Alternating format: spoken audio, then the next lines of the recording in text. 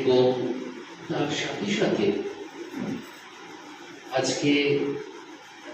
International meditation centre তার তৈরি করা আজকে যে সংস্থা যারা আজকে আমাকে আমন্ত্রণ জানিয়েছেন, তাদের এই আমন্ত্রণে আমি সম্মানিত বোধ করছি এবং তাদের প্রত্যেককে আমার পক্ষ থেকে, যারা আয়োজক তাদের প্রত্যেককে আমার পক্ষ থেকে আন্তরিক শ্রদ্ধা এবং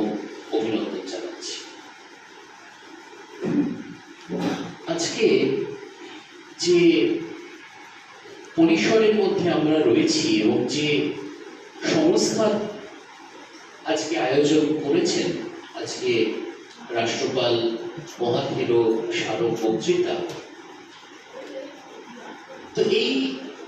পরিসরকে দেখলে এবং এখানে এই সেন্টারে আমার আসার সৌভাগ্য হয়েছে। গত 2018 সালে আমি আরেকবার এখানে এসেছি এবং সেই সময়ে এবং এবারও এই সংস্থার যে বিপুল কর্মকাণ্ড, যে গতকাল থেকে এত মানুষ আসছেন, তারা যে অনুষ্ঠান হচ্ছে, বিভিন্ন কর্মসূচি হচ্ছে, সেই কর্মসূচিতে তারা অংশগ্রহণ করছেন এবং একটা খুব সুশৃঙ্খল একটা পরিচালন ব্যবস্থা, এবং সেই সুশৃঙ্খল পরিচালন ব্যবস্থার সঙ্গে সঙ্গে এই যে গোটা একটা সাংগঠনিক কাঠামো, যেটা প্রয়াত রাষ্ট্রপাল ভন্তে গড়ে তুলেছিলেন।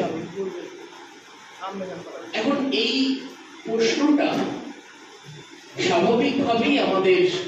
সামনে, মানে আমরা যারা বিভিন্ন সময়ে দর্শক হিসাবে, বিভিন্ন সময়ে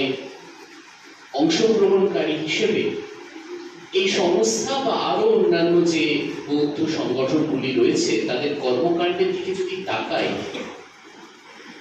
তাহলে এইটা একটা গুরুত্বপূর্ণ বিষয় যে অবশ্যই প্রয়াত রাষ্ট্রপাল ভন্তে তার যে প্রজ্ঞা এবং তার যে সাংগঠনিক ক্ষমতা, ব্যক্তি হিসেবে, সংগঠক হিসেবে তার যে দক্ষতা, সেই দক্ষতার একটা প্রকাশ আমরা এই সাংগঠনিক কাঠামোর মধ্যে দেখতে পাচ্ছি।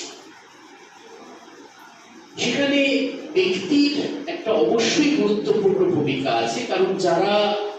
সঙ্গে সঙ্গে থাকেন তাদের প্রত্যেকের সাংগঠনিক ক্ষমতা যে সমান হবে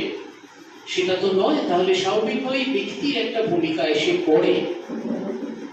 কিন্তু তার সাথে সাথে যে বিষয়টা আমাদের খুব চমৎকৃত করে, আমরা খুব আশ্চর্য হই যেটা দেখে, সেটা হলো এই গোটা কাঠামোটা একটা প্রতিষ্ঠান কিভাবে গড়ে উঠবে এবং প্রতিষ্ঠান কিভাবে পরিচালিত হবে, সেই কাঠামোটা গড়ে তোলা এবং তার একটা পরিচালন ব্যবস্থা, সেই সংস্থাটাকে গড়ে তুলে তাকে সুশৃঙ্খলভাবে এগিয়ে নিয়ে যাওয়া এবং তার পরিধি, তার কাজের পরিধি, সেটাকে আরো প্রসারিত করা।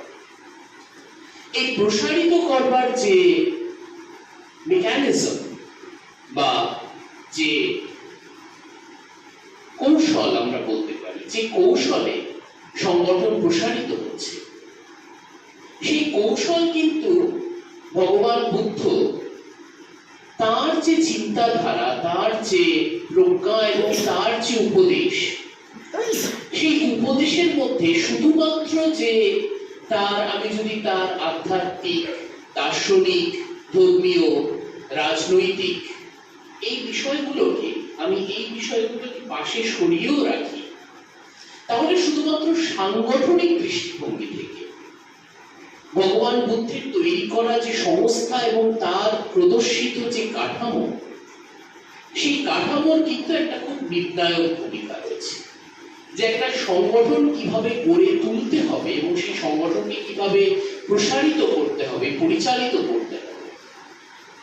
সেই সংক্রান্ত যে দৃষ্টিভঙ্গি, সেই সংক্রান্ত যে দিক নির্দেশ, সেই দিক নির্দেশ কিন্তু আমরা ভগবান বুদ্ধের মধ্যে পাচ্ছি। এবং আজকে আমাদের সময় দাঁড়িয়ে যে বিষয়গুলো আমাদের আধুনিক যে ম্যানেজমেন্ট, হিউম্যান রিলেশনস ম্যানেজমেন্ট